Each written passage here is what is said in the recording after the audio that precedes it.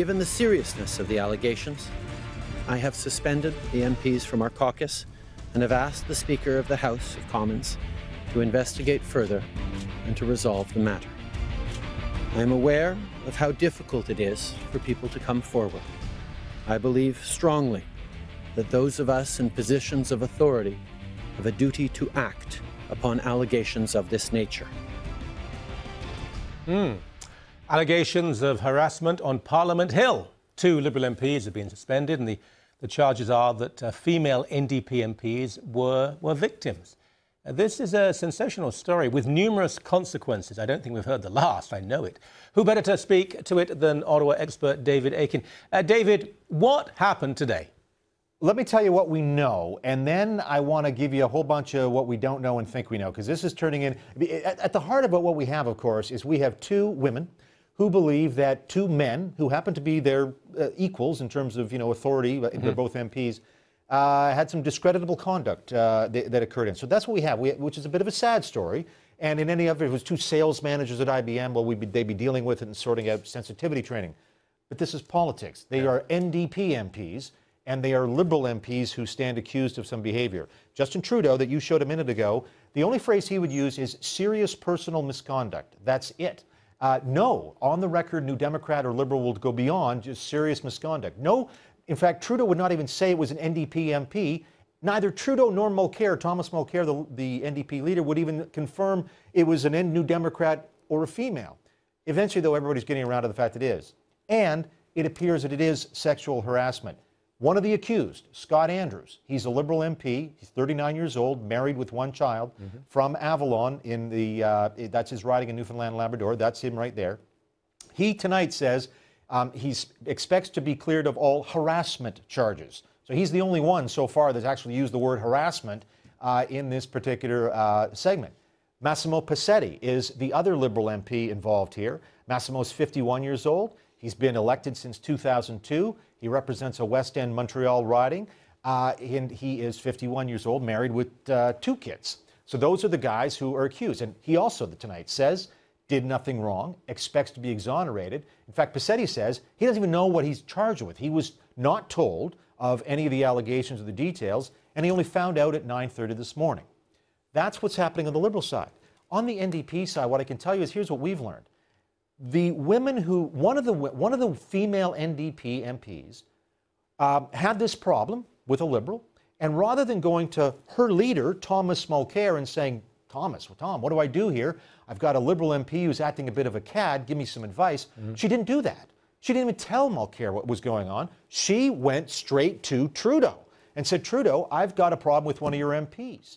And then Trudeau, unbeknownst to the complainant, makes this public stand today, suspending these 2 Liberal MPs. The complainants had no idea that this was going to happen. I can tell you, both of the complainants, this has caused them a great deal more stress and anxiety. So Trudeau initially was getting all sorts of applause, acting quickly, well done. He says he only learned about this 4 or 5 days ago.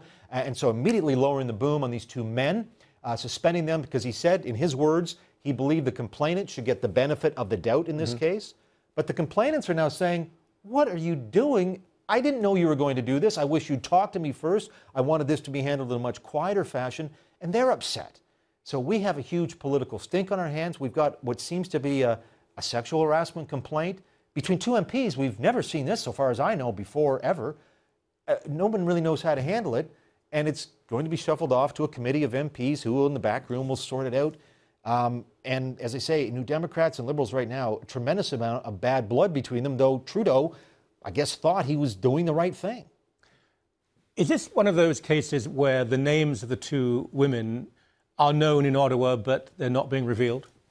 They're not known to me, I can tell you that, and I have been trying today to find out. And I tell you, I wanted to find them out so I wouldn't inadvertently reveal them. I do think it's important, until we know more about this, I'm not going to report their names. And I can tell you, I was trying today to find out their names, and I think I've narrowed it down to a few. We know it's female, and we know they're NDP MPs.